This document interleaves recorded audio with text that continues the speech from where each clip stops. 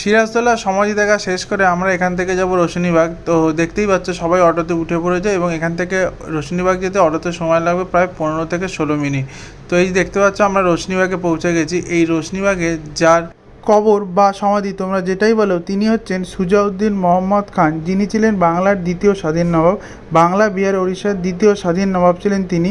উনি 1670 থেকে 1739 সাল পর্যন্ত জীবিত ছিলেন।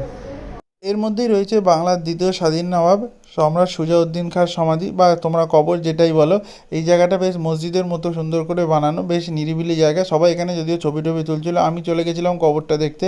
দেখতেই পাচ্ছ বেশ অন্ধকার ঘরের মধ্যে কবরটা বেশ উঁচু করে বাঁধানো আছে এবং পুরো জায়গাটাই ঢাকা, কাছে কিন্তু যেতে পারবে না, দূর থেকেই দেখতে হবে।